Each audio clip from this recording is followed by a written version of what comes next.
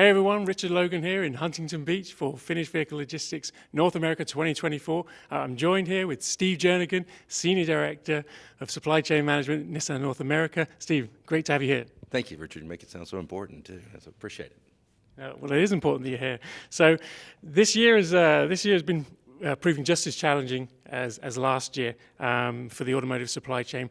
Where have you seen some differences, some improvements in performance, and where have you seen some pain points creeping in? Well, specifically around Mexico, I think good performance, obviously domestic, haul away. We've seen equipment utilization and availability has improved.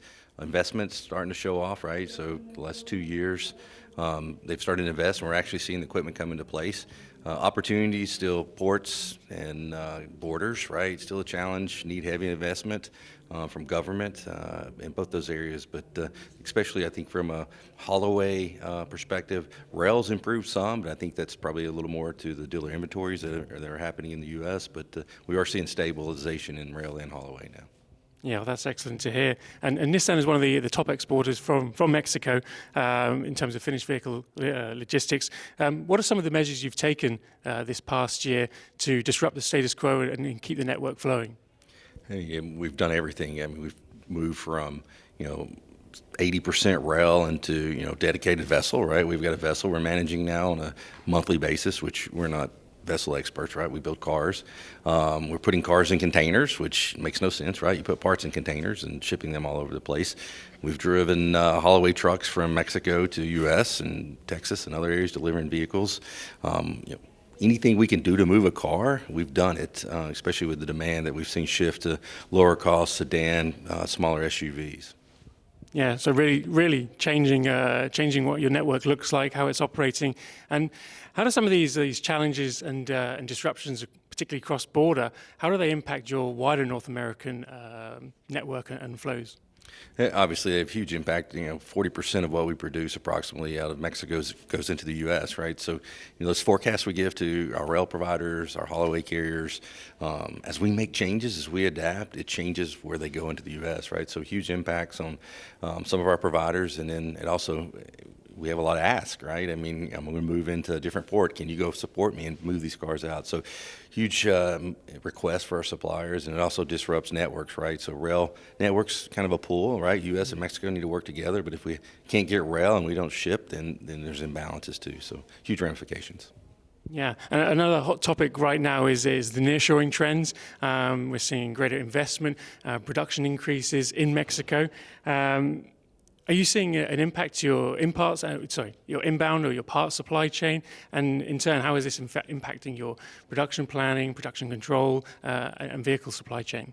Oh, absolutely. As you've seen more imports coming into Mexico, whether vehicle or parts, for all industries, not just automotive, we've increased lead times, right? So we may have a little more inventory than we've had in the past. We've seen challenges with transportation, right? So you see, we do have some internal fleet that we're growing to supplement where we see those challenges. And then obviously, as we continue to look forward into demand planning, we're expanding some of our lines in Mexico, so trying to figure out how to get parts from Aguas to Cuernavaca to supplement production. But huge impacts across both production and vehicles. Yeah, excellent. And how are you utilizing technology to improve cross-border flows and mitigate those disruptions? So obviously, technology, first brokers, right? Depending on the broker, right? Looking at how do we automate, how do we get the data transformation, EDI, whatever it may be, using systems to really improve that process. It can take hours, sometimes days, depending on the problem. Within Mexico, the teams are really, working on, how do we better utilize equipment, right? I mean, there's a big difference in the utilization of equipment in Mexico versus the U.S., and that's an area we really want to focus on is, how do we get better turn times on equipment? How do we get better utilization? We will see some of our inbound trucks sit 8, 12 hours sometimes waiting to get unloaded. So TMS, it's something that we're investing in and regionally moving, hopefully from a perspective of looking at U.S. and Mexico together. So continuing to use the technology and data to drive the utilization. Yeah, absolutely. And securing capacity as well as general stabilization of the network have been kind of key priorities for the wider industry right now. But what are some of the longer term plans and vision for Nissan, for your vehicle logistics particularly? Yeah, I think for specifically in Mexico too, I think we want to have a strong partnership, right? So we are investing. We are doing some vertical integration where we are running some fleets in inbound, some fleets in haul away, and that's to supplement our core partners that we'll have and with longer contracts. So we want to continue to supplement that growth so we can have some stability and assurance as we see things change in Mexico. For me, automation, digitalization are huge, for me, frontiers that we can move into. I think, we're talking regional TMS, teams working on that.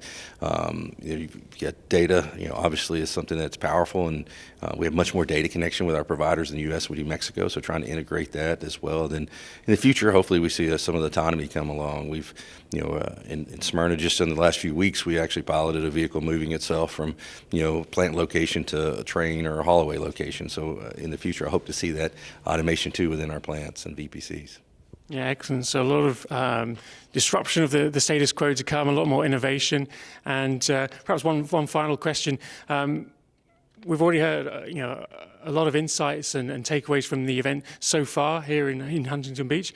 What are some of the things that you'll be taking away from this event to either implement or share with your teams? It's great. It's, every year I come to this, I see new faces, right? And I've seen more new faces this year. So relationships and new partners, I think, help us when you start talking about AI or some of the buzzwords that are out there now. There's folks here that we're talking to. So definitely connections. I take back to my team. I'm constantly getting cards and names, and please talk to this person, see what we can do.